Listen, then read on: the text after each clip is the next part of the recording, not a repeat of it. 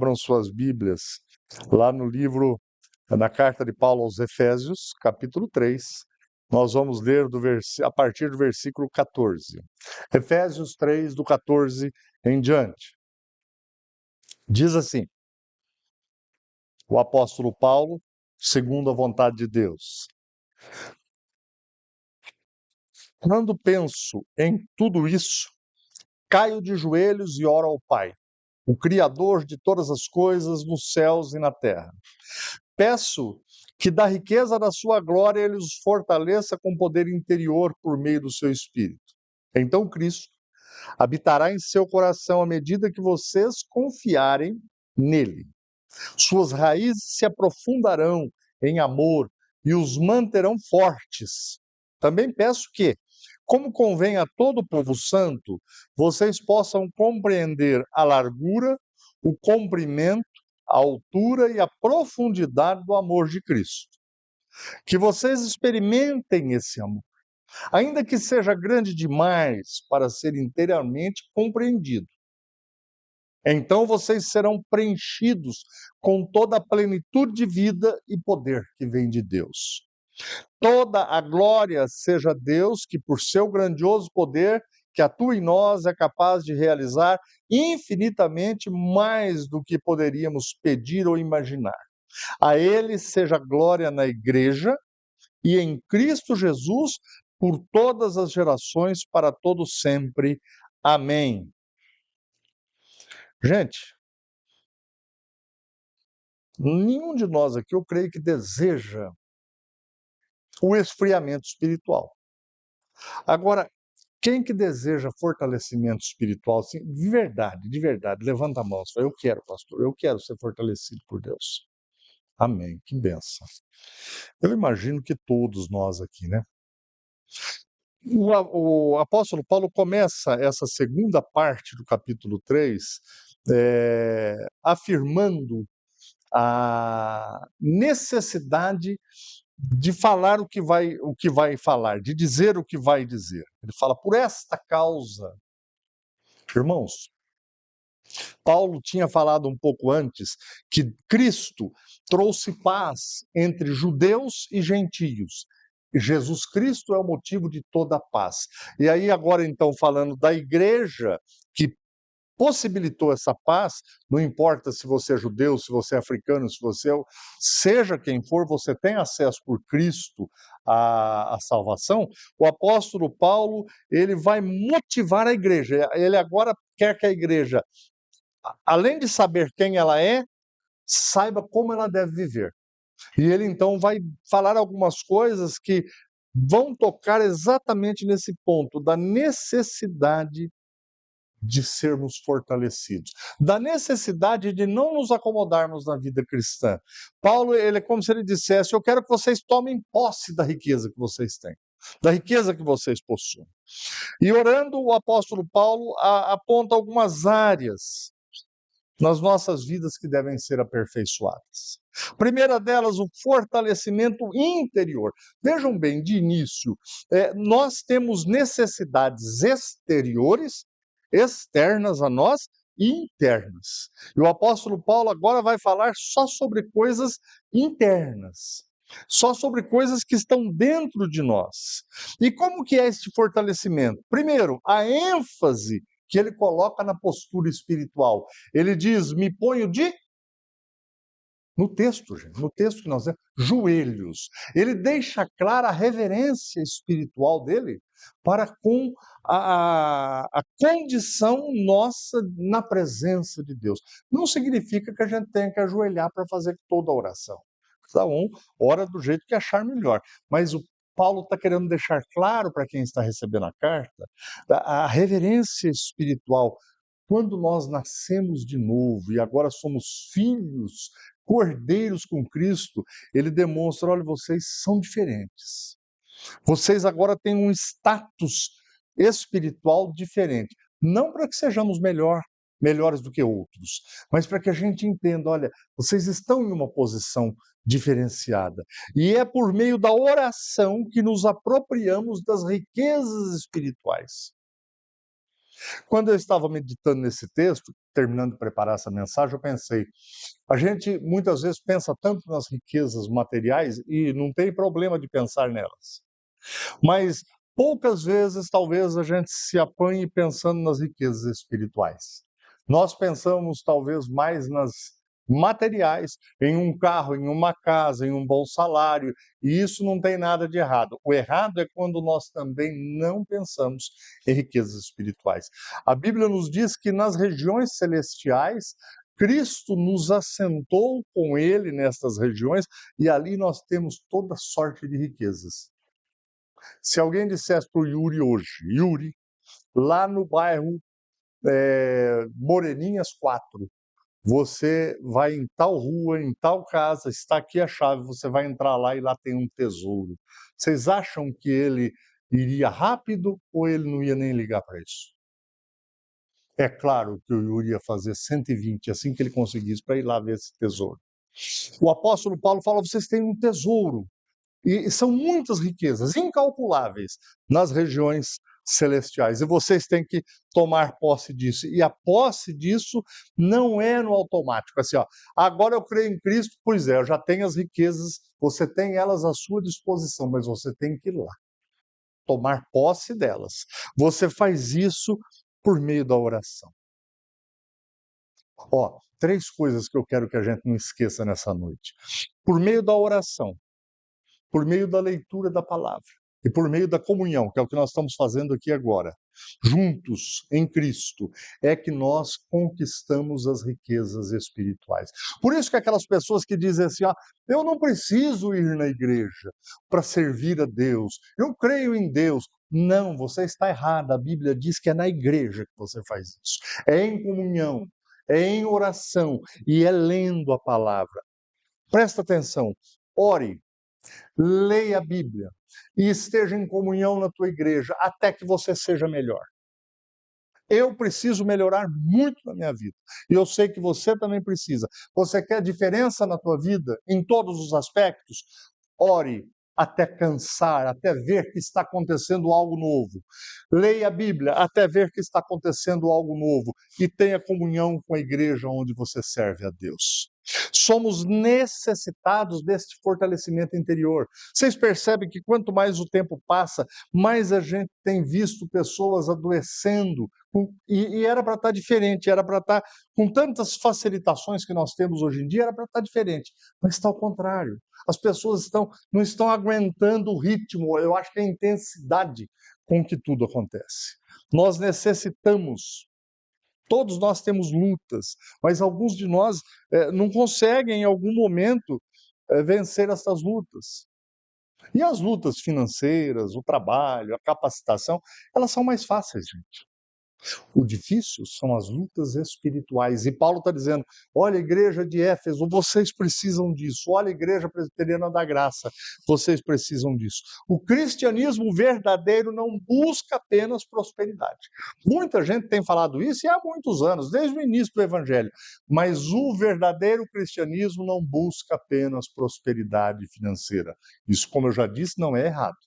É até bom para manter a igreja, para abençoar outras pessoas, é excelente. Mas e as bênçãos espirituais? A Bíblia, quando fala de Deus tendo o controle de todas as coisas, tendo tudo em suas mãos, porque Ele é o Todo-Poderoso, o Criador dos céus e da terra, não é para que nós o manipulemos para ficarmos bem de vida apenas. Deus quer que a gente busque Ele em oração. E a ordem deve ser: Senhor, me fortaleça espiritualmente. Você quer ser bem-sucedido na área que trabalha? Você tem que ser fortalecido espiritualmente. Você quer ser bem-sucedido ou sucedida no casamento? Você tem que ser fortalecido espiritualmente. Você quer ser bem-sucedido na tua família, nos relacionamentos, ser uma pessoa de uma palavra bem temperada? Você tem que ser fortalecido espiritualmente. Tudo aqui, gente, nesse mundo, é temporal, é passageiro. Não significa que não é bom, mas é temporal, é passageiro. Eu me lembro que quando eu tinha 12, 13 anos, a minha vida era jogar futebol dia e noite, e estudar um pouco e jogar futebol dia e noite, estudar um pouco e jogar futebol dia e noite. Depois que eu conheci a Simone, foi jogar futebol dia e noite e um pouco namorar a Simone, jogar futebol dia e noite. Mas essas coisas elas vão mudando na vida da gente, porque a gente vai ficando mais velho. O futebol já, eu tenho certeza que se rolarem uma bola para mim e eu for chutar, eu sei que eu acho que eu sei, mas eu vou precisar ir para o hospital. A vida nossa aqui, tudo que a gente vê é passageiro. Não que não seja bom, mas é passageiro. E a gente tem que guardar isso daí. Os salvos, os santos que morrerem, eles irão para Deus, as almas. Se você morrer agora, a sua alma vai para Deus. O teu corpo levam para o cemitério e lá ele vai entrar em decomposição. Mas a sua alma, Dário, ela é imortal.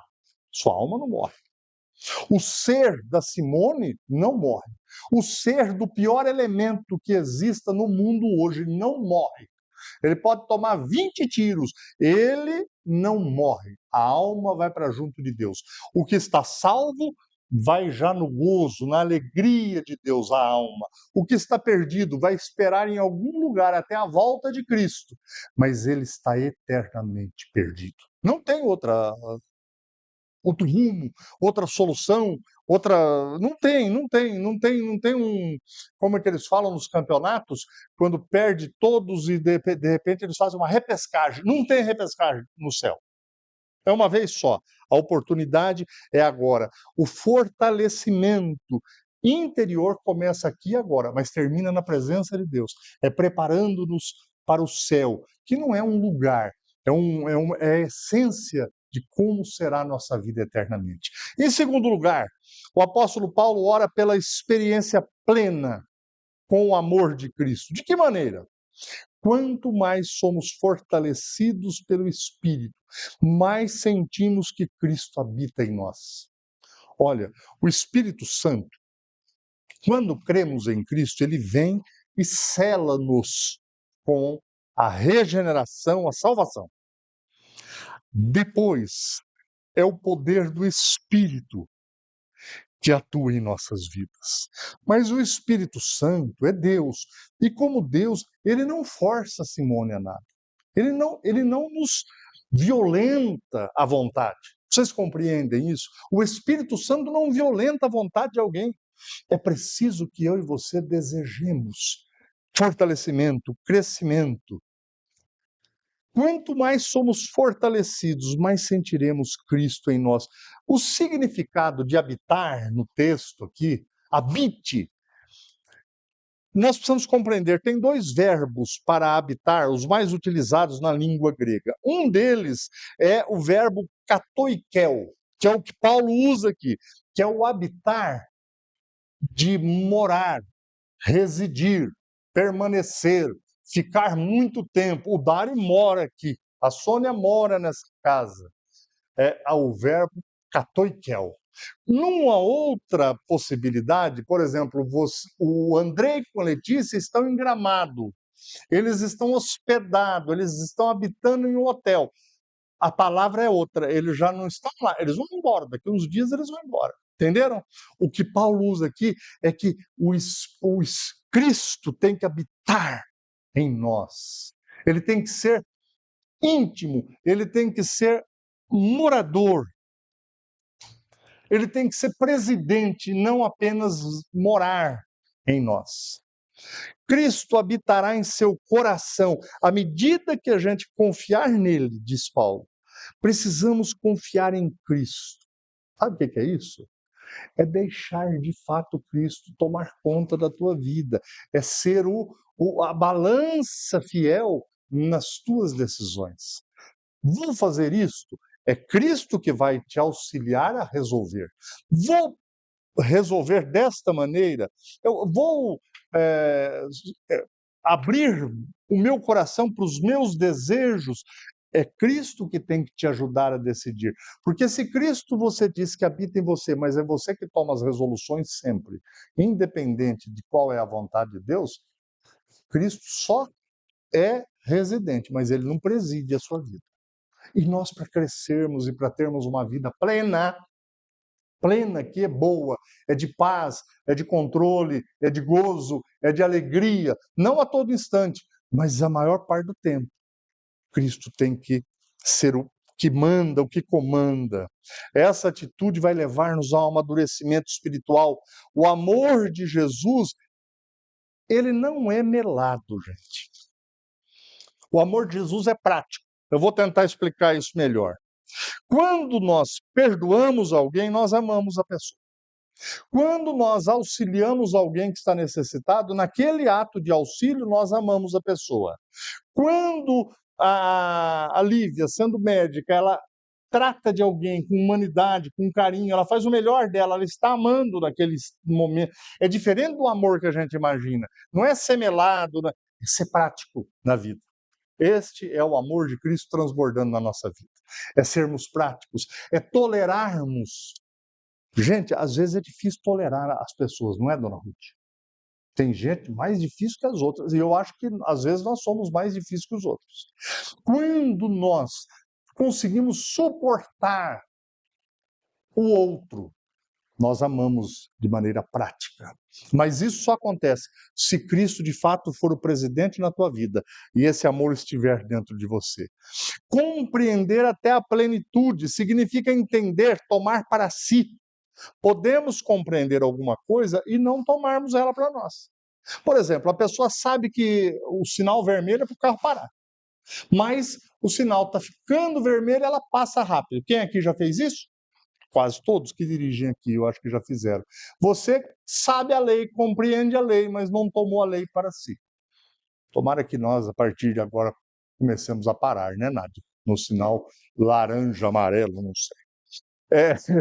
Esse é o cuidado do apóstolo Paulo, ele está falando assim, olha, vocês têm que compreender, e aí ele vai citar aqui altura, largura, profundidade.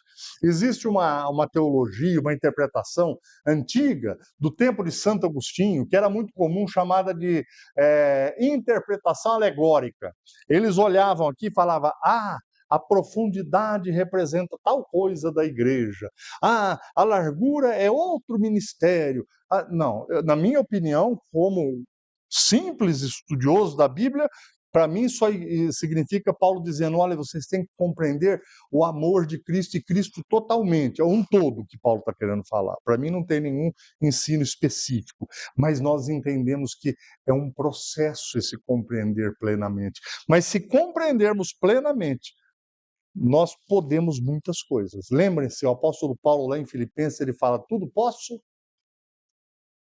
Filipenses 4,13, naquele que me fortalece. A tradução da Bíblia que nós estamos usando diz assim, ó, posso todas as coisas por meio de Cristo, vírgula, que me dá forças. Se nós compreendermos este amor de Cristo e buscarmos e clamarmos por Ele, nós poderemos todas as coisas. O que são essas coisas? São as dificuldades, gente. São as crises que batem às nossas portas, são as lutas que chegam até nós. Podemos todas as coisas se nós entendermos isso.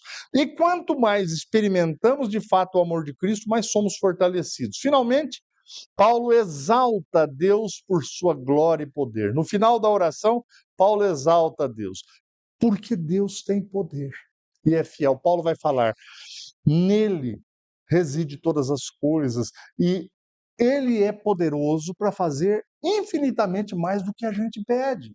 Deus é poderoso para fazer infinitamente mais do que a gente pede ou do que a gente precisa. Gente, nós precisamos compreender que temos à nossa disposição riquezas espirituais e podemos clamar a Deus. Eu tenho certeza que cada um aqui sabe o que não está certo na tua vida. Alguma coisa que precisa ser ajustada, que precisa ser mudada. Nessa noite, clame a Deus, fala, Senhor, me ajude a enxergar mesmo. Eu quero fazer uma pequena faxina na minha vida. Algumas coisas eu não quero mais. Outras coisas eu quero que melhorem. E clame a Deus nesse sentido. Se você tiver disposição de realizar o que Deus vai fazer, a sua vida vai ser transformada. Vocês querem ver? Vou dar um exemplo do diabético. Eu vou no médico. Chego lá na médica. Ela pede os exames, eu levo os exames. Ela fala: ó, pastor, o senhor tem que fazer assim, assim, assim, assim. O senhor tem que parar de fazer isso, isso, isso, isso. E eu saio de lá e falo: muito bem, a médica já detectou o que eu preciso, já me deu a lista, só que eu não estou nem aí, eu vou morrer mesmo, então eu vou comer de qualquer jeito, eu vou fazer tudo de qualquer jeito. O que é que vai acontecer? Nada. Só vai piorar a minha situação.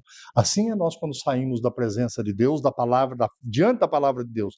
Agora, se você quiser, ele tem poder para fazer infinitamente mais. Como igreja, povo santo de Deus, nós temos essas riquezas. Por isso que eu disse antes, algumas pessoas falam: não, eu posso lá da minha casa, pela internet. Não, você não pode, meu filho.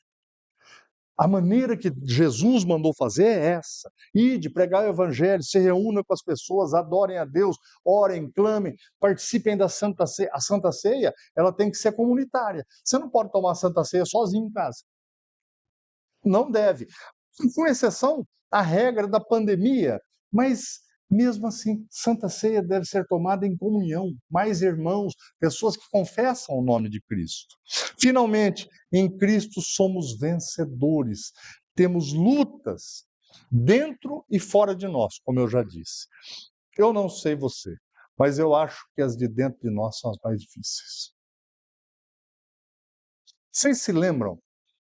Eu gosto do Dr. Warren, um pastor já falecido, Pastor Warren, Wiersbe, ele comentando o texto de Jesus no mar da Galileia, onde teve aquela tempestade, ele diz o seguinte: tem dois textos bíblicos onde Jesus primeiro acalma a tempestade e depois acalma os discípulos. Um outro onde Jesus acalma os discípulos e depois a tempestade. Não sei se vocês já observaram isso.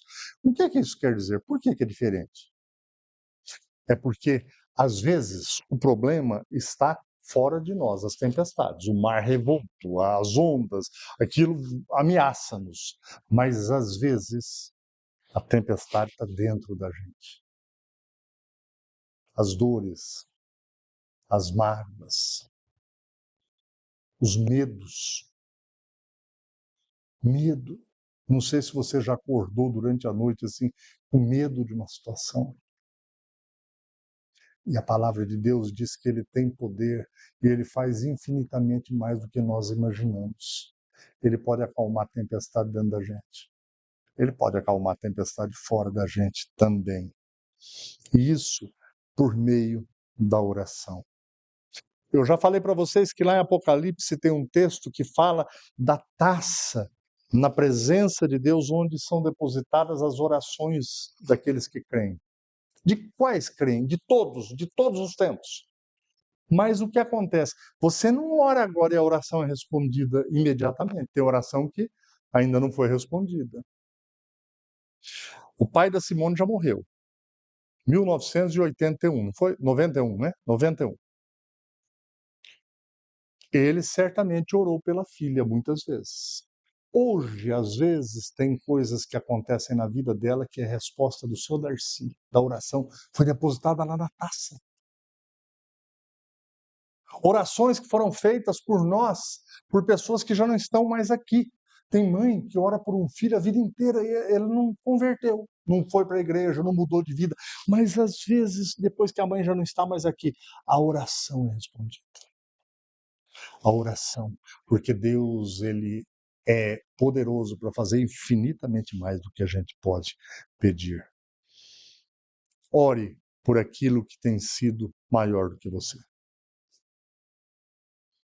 Quando nos fortalecemos e vivemos como Deus quer que a gente viva, nós então, naturalmente, glorificamos o nome de Deus, exaltamos o nome de Deus, como o apóstolo Paulo termina esse texto. Que a nossa vida seja uma vida não automática, mas que naturalmente a gente consiga viver bem e crescer espiritualmente como igreja. Que bom se chegar no final do ano, algumas coisas melhoraram na minha vida, melhoraram na sua vida, como igreja, porque é por isso que Deus usa a igreja. Esse é um dos ministérios da igreja, aprimorar-nos uns aos outros. E isso acontece na vida cristã, na lida da vida cristã, no caminhar juntos. Que Deus assim abençoe nossas vidas. Amém? Vamos fechar os olhos, vamos orar? Senhor, nós te agradecemos nesta hora por tua palavra.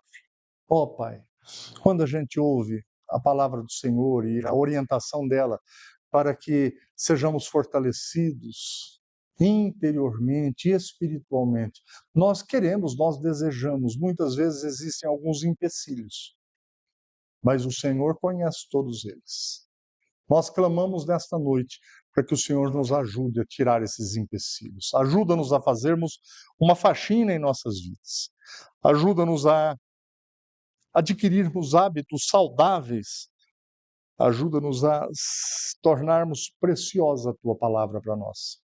Ajuda-nos a tornarmos precioso esse ministério da oração. Ajuda-nos a valorizarmos a comunhão quando estivermos juntos como povo do Senhor. Derrama a tua bênção sobre a tua igreja. Te pedimos em nome de Jesus. Amém.